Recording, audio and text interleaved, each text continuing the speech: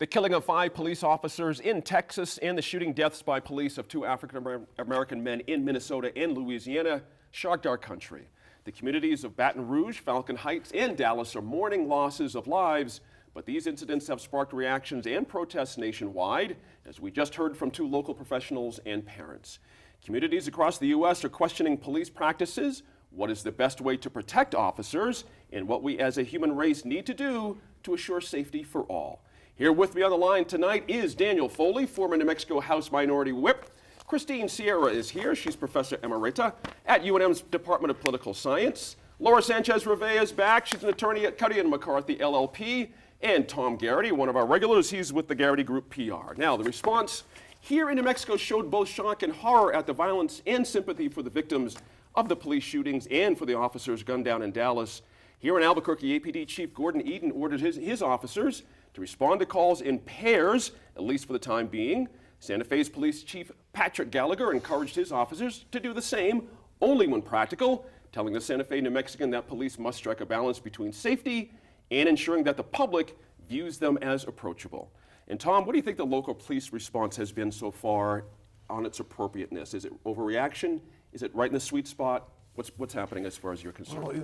Well, it seems that the Albuquerque Police Department, the Santa Fe Police, everybody has had a measured response based on the magnitude of the events that have occurred in our country over the last week. Mm-hmm. And those tragic issues, they just don't happen overnight. They've been manifesting over the course of decades. And so, what has happened in Louisiana, what has happened in Minnesota, what happened in Dallas is just, it's a reflection of a larger issue mm-hmm. that I think can really be addressed through communication and mm-hmm. just opening up that communication. And I think the one thing that has really come out as a result is, you have a lot of folks now who are saying, let's not just work on stereotypes. Let's break that down and start having communications with our neighbors. That's right. And that, I think, if that's the first step, I think that's the first step to, communication is the first step to understanding, mm-hmm. first step to respect. And I think that's the one thing that has hit a lot of people is that regardless of what theater you're looking at, the respect is just not there, and we need to regain that. Mm-hmm. Christine, UNM sponsored an event this week, a forum with local leaders. Very interesting. I didn't get a chance to go. I think you did get a chance to go. Yes, I was there. Tell me about that response. It's interesting because we're hearing from a lot of different folks. The folks we just heard from, of course, that opened the show. We're going to hear some law enforcement folks with our colleague Gwyneth Dolan here right after this segment. But there's a lot of different types of responses out there. I'm curious what you heard at UNM.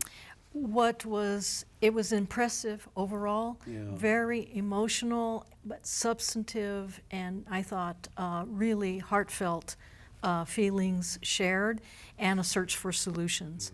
A couple of things that struck me that I hadn't really thought about in that discussion mm-hmm. was how there is still complexity in even addressing this larger context. And administrators came forward with their own personal stories of their backgrounds, their ethnic and racial origins. Right. And what we found was that there was much more multiculturalism, much more multiracial evidence of backgrounds.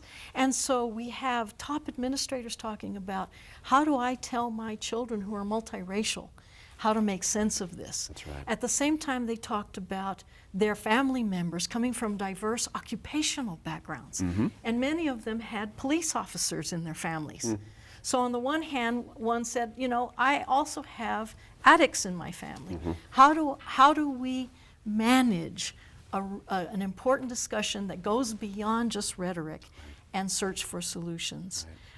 I would just add that in that search for solutions, one important point I thought was made by one of the black ministers mm-hmm. who talked about the isolation of individuals and, for example, the lone gunman shooting those police officers in Dallas. Mm-hmm. And he said, in my time, going back a few decades, the black church played an important role mm-hmm. of therapy, helping us to understand the forces at work, bringing us down, and what to do about it, and a sense of solidarity. He says, you don't find that in a garage cleaning your gun. Ah, there you go. Good point there.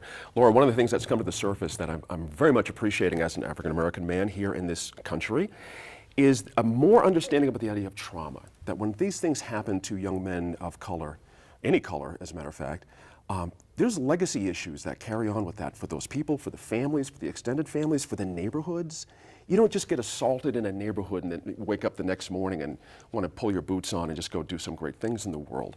So that level of understanding started to come to the surface. Are you hearing the same thing? Are you hearing a deeper conversation now? Yeah, because I of mean, these I things? think that's hopefully one of the positive outcomes, if there can be, in all the tragedy that's happened, is that people do sort of reflect on something that's much bigger than themselves and has a longer, generational effect, multi-generational effect. It reminds me of reaching back to my undergrad days. I read a very in one of my classes, a very important book that was called Shadow of a Plantation, and it basically talked about how that basically public policy morphing into sort of an underclass and Jim Crow laws and all of that, and so a lot of that historical look affected where things were at that point, and this was in the early 90s, mid 90s. But certainly now I think we're seeing a lot more of that, and a recognition that that's an important part of culturally where people come from and that frustration that you feel. But I think looking at what's happened in Minnesota, what happened in Baton Rouge, even what happened in Dallas, I'm struck by, I don't have any doubt that these things have been happening for a long time. I think what we're seeing is that, with lapel cameras and cell phone cameras, people can actually record these things that are happening now, and it's so shocking to see it. And I think that people react to that imagery much more than they do to the anecdotal reports of these things happening. And so I think in that sense, it's important that people recognize that this has been happening for a long time in some of these communities. We've heard in Baton Rouge that this has been something that's been occurring for many times, or for many decades. Sure. But now there's actual video of That's right. of these things happening. So people react, I think, much differently to this imagery. That's right. Daniel, one of the interesting stories, or tragic interesting stories that came out of this was the revelation that our New Mexico State Police during the time of Katrina, when they were in Baton Rouge, had witnessed some horrible things by the Baton Rouge Police Department. So much so they filed an official report to Baton Rouge, the police chiefs and other people there, saying, look, we did not like what we saw out there, which included tasing of people who were not, accused or running from anything, all kinds of civil liberties violations.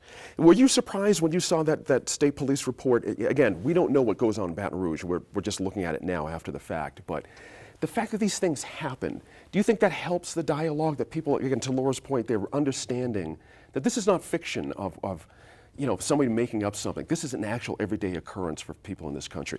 Does that help in your view, those kind of revelations? I don't think those revelations are new. I don't think anybody is oblivious. What's the difference these days, do you think? Well, I think the difference these days is I would suggest that if you look at the reports that are happening nationally that we're missing the conversation about, I think these number of incidences are actually on the decline. I think if you look at what was happening in the 50s and the 60s, we're clearly not at that level where we are in what's happening today. That doesn't mean it should be tolerated. Right. I think that there's also a lack of recognition at some point that I think some of these folks are actually being brought to justice. I think things are happening and people are being brought to justice. Now, sometimes we have like the Ferguson case where the Department of Justice goes in and says it's a justifiable shooting. I mean, no one likes it. The young man is dead, but it wasn't a racially biased shooting.